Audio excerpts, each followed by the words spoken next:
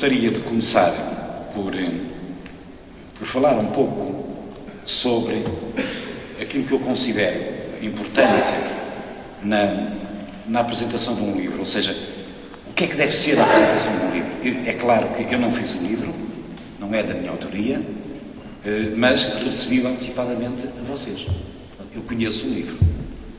Qual é a minha função enquanto apresentador de um livro? Mais do que o ler, eu não vou ler o livro de maneira nenhuma, mas eu tenho a obrigação de, com as minhas palavras, incitar, motivar-vos a ler. Porque há muitas informações que aqui aparecem que são muito importantes, principalmente para estudiosos. Eu cheguei à conclusão, e já o disse a Lameira, que quando lia e fui lendo o livro, cheguei à conclusão que isto constitui um excelente material de trabalho para investigadores, sem dúvida. Porque aprofunda determinadas matérias que são essenciais para a compreensão de todo este conjunto retabular que constitui uma parte importante do nosso património, que situaremos aqui no livro entre o século XVI e o século XIX, que podia ter vindo até ao século XX, perfeitamente, não é? Mas ficaram pelo século XIX muito bem, não é? Porque se inicia um percurso em Coimbra, com um retábulo bem conhecido de todos, da Capela de Santo Eutónio, de Tomé Velho, e terminam em Santo Cato, em Guimarães, numa foto a preto e branco por razões óbvias, não é? Porque ele não está no local neste momento, creio eu, e isso de alguma maneira ajuda-me a desenvolver o que eu pretendo, quer dizer, é essencialmente eu tentar fazer com que vocês se motivem para ler o livro, adquirir o livro, e principalmente aqueles que de alguma forma se interessam por estas matérias, não é? Porque se trata, sem dúvida, de uma excelente síntese de um livro que eu divido em duas partes distintas.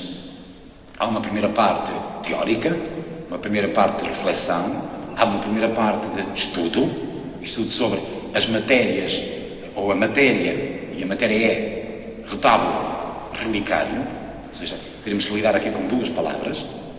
Vou estudar os retábulos, muito bem, e eles são estudados, embora por ordem diferente da que eu estou a dizer, mas também tenho que estudar o que é isto de relicário, porque o retábulo relicário é muito mais do que um retábulo. É muito mais do que um retábulo que vai receber imagens, que vai receber toda uma ornamentação fantasiosa, que, no fundo, contribuindo para o enriquecimento do espaço onde nós estamos, para o enriquecimento do espaço litúrgico, mas o retábulo relicário tem a função de receber relíquias. E, nesse aspecto, o trabalho que aqui aparece, falamos já, o trabalho sobre esse ponto é fundamental. E daí eu dizer, são documentos extraordinários de leitura e de compreensão. Aprendi imenso, gostava de dizer isso, aprendi imenso quando li, principalmente, o capítulo sobre as relíquias, o capítulo sobre o que são relíquias e toda a dinâmica que envolve essa questão das relíquias. Insere-se esta obra e eu vou ler e ao mesmo tempo comentar um outro aspecto, como já disse, num conjunto muito grande de volumes, 13 com ela, volumes que permitem os responsáveis vão ter continuidade. Ou seja, o 13º volume tem passado. E o passado são 12 volumes, todos eles com uma palavra comum. Todos se iniciam com retábulos. Não há outra palavra que não justifique a obra e que não ajude a entender o que, no fundo, é esta grande aventura, este grande projeto à volta dos retábulos. Depois vai mudando, não é? Pode ser o retábulo do Norte, como pode ser o retábulo de Lamego, está? E outro aspecto é que os nossos autores prometem que os retábulos terão futuro. Ou seja, esta obra vai ter continuidade. E dizia-me Lameira há pouco que neste momento já está em andamento o 14º volume, em vias de conclusão, e o 15º vem a caminho. Portanto, meus caros, ainda vamos ter muitas apresentações por estes tempos que se aproximam. Neste 13º volume, os autores concentraram-se no levantamento dos notáveis relicários resistentes em contexto nacional e fora dele, onde se deve incluir o Brasil e o Oriente, nomeadamente Goa e Goa Velha.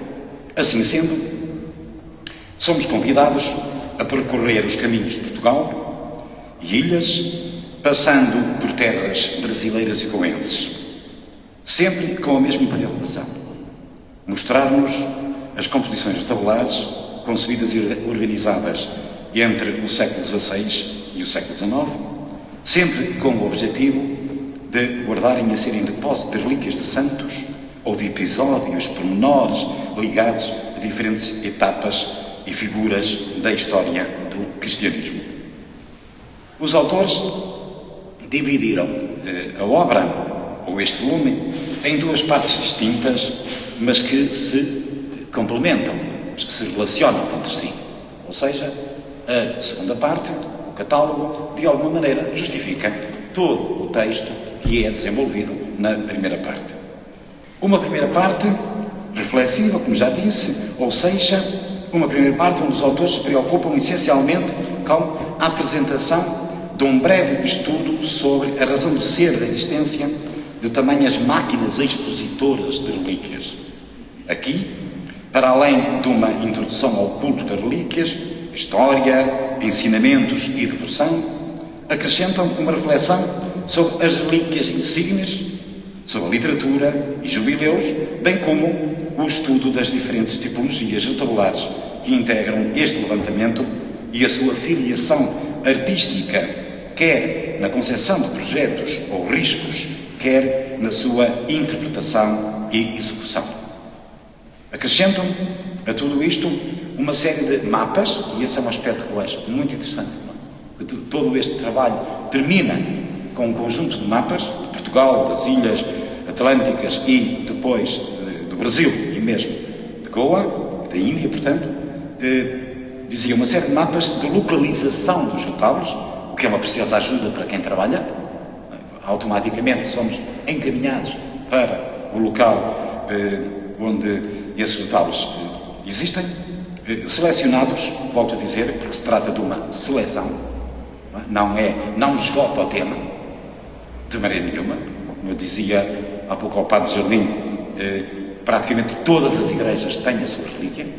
Muitas vezes a relíquia está debaixo do altar, debaixo da ara, e isso levar-nos-ia para uma obra completamente megalomana. Mas não, é uma seleção, selecionados e integrados, então, numa segunda parte, que depois veremos. Nesta obra encontramos, nesta segunda parte, melhor, encontramos o catálogo dos retábulos relicários selecionados, muito bem ilustrados, com recurso a excelentes imagens, acompanhadas de uma breve nota explicativa para cada um deles. Ou seja, podemos perfeitamente integrar-nos no contexto dos retábulos relicários selecionados, porque as imagens são boas, as imagens são expressivas, mostram exatamente a importância de cada uma das peças que foi construída, que foi levantada, que foi montada ao longo dos tempos e que, no fundo, andaram ao sabor dos tempos. Isso é visível e, ao mesmo tempo, ajuda-nos a entender a peça na medida em que ela é explicada em página contrária, com todos os dados, onde tudo aparece e de uma forma até bastante interessante. Alguns pensamentos sobre os conteúdos desenvolvidos na primeira parte que, no fundo, explicam o interesse desta obra. Portanto, algumas ideias que gostava de deixar sobre essa primeira parte. Na introdução, afirmam os autores, os retábulos relicários foram um dos principais instrumentos de intervenção litúrgica e artística, principalmente durante o Antigo Regime, o que originou a proliferação da execução de imensas destas obras e obrigou a uma seleção a partir de critérios que apresentam nesta mesma introdução. Segue-se, depois da introdução, um estudo sobre a história, ensinamentos e devoção, onde aproveitam para refletir sobre o papel destas relíquias em contextos pagão e religiosos. Alguns exemplos curiosos, eu gostava de, se me permitem, consultar a página 11, porque eu tenho que pôr os olhos, senão não chego lá. Está bom? Só ouvir.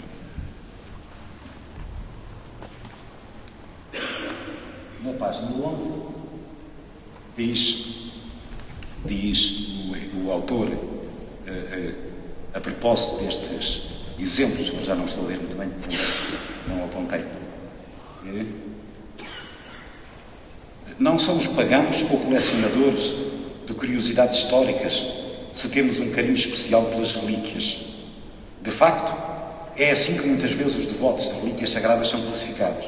As pessoas são geralmente ensinadas a preservar com especial lembrança e carinho as relíquias dos seus familiares e falecidos. Ou seja, começa por tentar aproximar-nos do valor da relíquia. No fundo, a relíquia é algo que faz parte da nossa vida, faz parte do nosso cotidiano. E a seguir diz, estas relíquias chamamos heranças. Muitas vezes, as relíquias são objetos de valor que são transmitidos de pai para filho ou de mãe para filha e assim formam laços de amor através de fotografias, joias, vestidos de casamento ou de batismo, etc. Tais como as relíquias sagradas dos santos. As relíquias de família unem o presente com o passado e os vivos com os mortos, seus antepassados, e por isso merecem respeito. Poderíamos continuar a falar e a mostrar outros aspectos deste texto de reflexão sobre o papel e a importância das relíquias.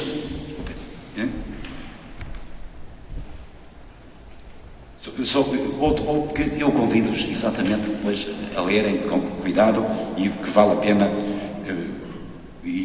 concentrarmos muito sobre este texto. Continua esta reflexão por uma análise descritiva sobre a veneração das relíquias sagradas na tradição da Igreja de Cristo, complementado por uma tentativa de classificação das relíquias sagradas, relíquias que podem ser, e isto é muito interessante, que podem ser de primeira, segunda, terceira ou até mesmo de quarta categoria. E na página 16 dizem os autores, ou afirmam os autores, o seguinte, dizem eles, que as relíquias que podem ser, portanto, de primeira, quais são? E vamos escrevendo. As de primeira classe são universalmente consideradas como sendo um osso, um fragmento de uma parte do corpo de um santo, incluindo dentes, carne, ossos, pele, cabelos, unhas, músculos e todos os órgãos do corpo. Os fluidos do corpo, incluindo o sangue, as lágrimas, a saliva e o suor, são de igual modo consideradas relíquias sagradas as cinzas do corpo recolhidas após a cremação.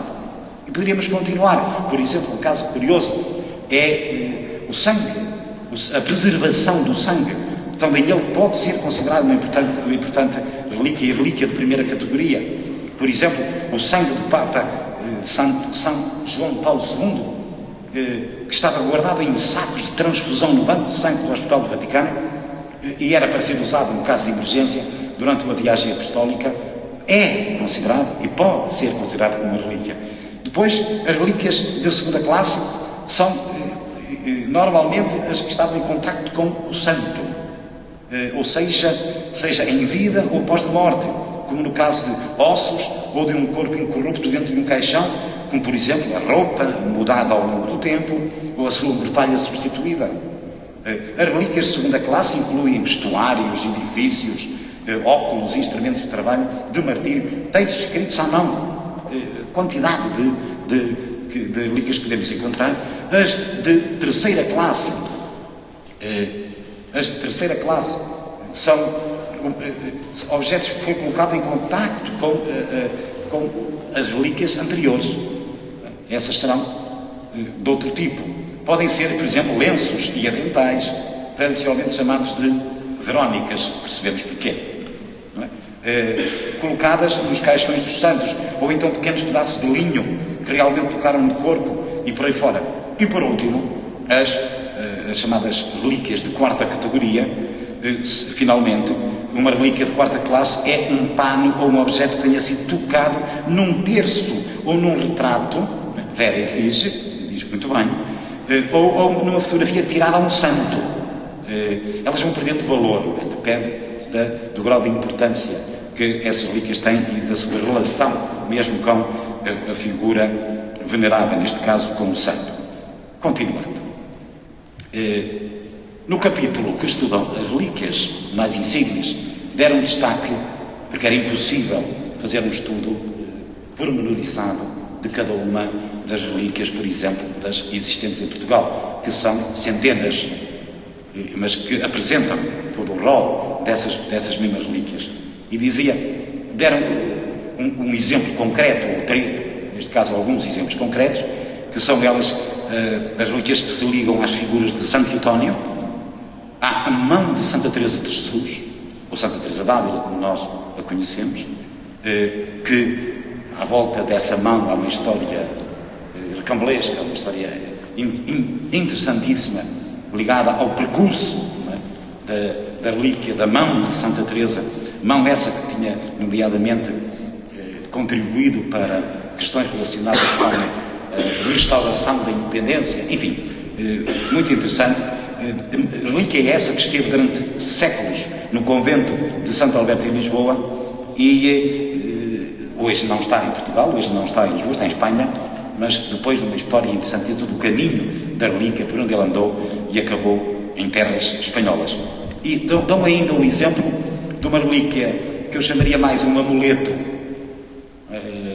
que é a relíquia do Agnus Dei, ou seja, que também é muito em voga em Portugal durante estes tempos.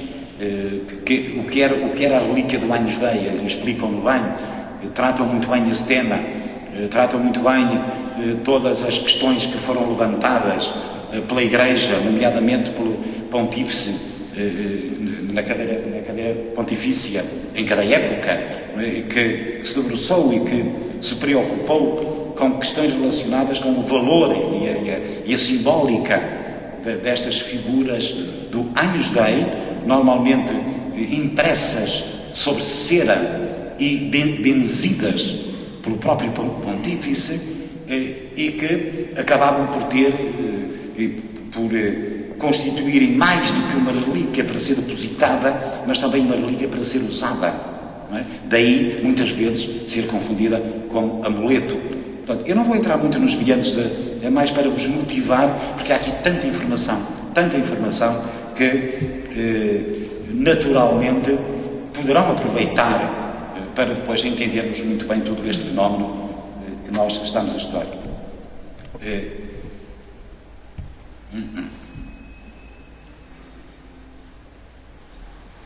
Depois, no capítulo que estudam as relíquias mais insígnias, já disse, deram destaque às que vimos. Depois desta profunda reflexão sobre os diferentes aspectos à volta de todo o fenómeno das relíquias, passa esta obra a concentrar-se nos retábulos propriamente ditos. Será o segundo grande momento desta grande introdução que justifica o catálogo. Passando a estudar a sua localização. No fundo, o nosso querido amigo Lameira segue algo que já desenvolveu em capítulos e em volumes anteriores, e sustenta muito daquilo que desenvolve em algo que já foi também analisado noutros momentos.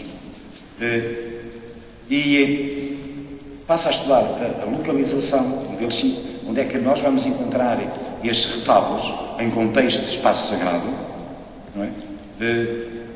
Mas que nós podemos ver desde a Capela Mor até aos locais mais díspares do edifício ou dos edifícios ligados à Igreja ou à instituição que os recebe, que pode ser o claustro do mosteiro, como pode ser a sacristia de uma igreja. É normal, portanto, são muitos os espaços onde estes retábulos podem aparecer. E são muitos também os encomendantes que estão por detrás da realização destes retalhos, que vão desde as ordens religiosas, e as ordens religiosas tiveram um papel importante na divulgação do culto das relíquias, nomeadamente os jesuítas, que foram fundamentais, nomeadamente os congregantes de Santo Agostinho, e todos os outros, os carmelitas, quer dizer, todas as ordens religiosas, ordens militares, muitas vezes são eles, membros das ordens militares, que trazem, como o caso vimos, e falamos há pouco, deste São Vicente Mártir, que é trazido por alguém de uma ordem militar de Roma e que o coloca nesta igreja e passa culto nesta igreja com uma devoção muito popular, normalmente com devoções populares, que no caso concreto, o Padre Jardim contava quando eu cheguei que este São Vicente Mártir, por exemplo, dizia ao povo, quando o Padre Jardim aqui foi colocado como pároco, dizia ao povo que o pároco devia de vez em quando fazer-lhe a barba, porque lhe crescia a barba. E já fomos ver, e não lhe cresceu a barba, entretanto, e está ali guardado. Mas há todo um conjunto de histórias e lendas, não é? E ideias que andam à volta de todas estas relíquias. As confrarias religiosas, é natural que muitas vezes acabem por comprar, adquirir, conseguir relíquias dos seus santos patronos, isso era constante, irmandades religiosas, instituições de capelas particulares e, naturalmente, o clero secular. Isso, sem dúvida. São tratados ainda, nesta obra, temas relacionados com a iconografia dos retablos, tipologias, muito interessante esse capítulo. Gostaria de abordar já algumas coisas que vale a pena. Dizia, e modelos compositivos usados na sua concepção, técnicas e materiais, valorizando mais uma vez a periodização, apresentando-os, este conjunto de retábulos, por ordem cronológica, sem dúvida, segundo as seguintes propostas de sequência morfológicas. Eu achei muito interessante esse capítulo. Eu já tinha lido alguns dos trabalhos sobre esta temática do Francisco Lameira e achei interessante todo o conjunto de novos momentos, novas classificações morfológicas que vamos encontrar nos diferentes tipos de retábulos, neste caso relicários, que vão desde tardogótico ou tardogótico até ao primeiro Renascimento, a atitude anticlássica, pronúncios do triunfalismo católico. Achei muito interessante esta classificação de subdividir o que já estava dividido, não é? E aí daríamos uma grande conversa sobre todos estes novos itens que o nosso Francisco Lameira resolveu introduzir numa morfologia que já conhecemos há muito e que muito nos foi mostrada quer por Germán Dazan, quer mesmo por Albert Smith e por outros autores e outros historiadores desta manifestação artística da talha. Depois fala no proto-barroco, muito bem, num barroco pleno, num barroco final, a que chamou tardo-barroco rococó, muito bem, e depois termina colocando na mesma pasta, na mesma palavra, no mesmo conceito, com os retábulos chamados revivalistas. E o revivalismo, não é, que vão desde o neogótico e tanto neoromânico, não é, que encontramos imensos, neoclássico. Poderíamos continuar para o século XX, não é? Como eu dizia, porque o século XX vai produzir imensos retábulos de talha barroca. Há imensos retábulos de talha barroca no século XX. Cada um sabe isso. Quantos não foram feitos ali pela família Alegria, não era Alegria de Gondomar? Quantos não foram feitos lá em casa? Eu lembro-me desde criança, né, em casa, se fazerem retábulos barrocos, né, revestidos de talha e de talha dourada, segundo a mesma técnica. Portanto, isso foi... Quantos destes retábulos não receberam muitas obras que foram executadas por entalhadores, marceneiros, né, que em período de crise viraram entalhadores. Os anos 60, eu recordo sempre isto, os anos 60 foram anos muito maus para a escultura religiosa em Portugal. Muito, muito maus. Ainda hoje gostava de saber porquê. É interessante, e agora desculpem eu parar um bocadinho a concentração no tema, mas que ajuda depois também a percebermos o que eu quero dizer.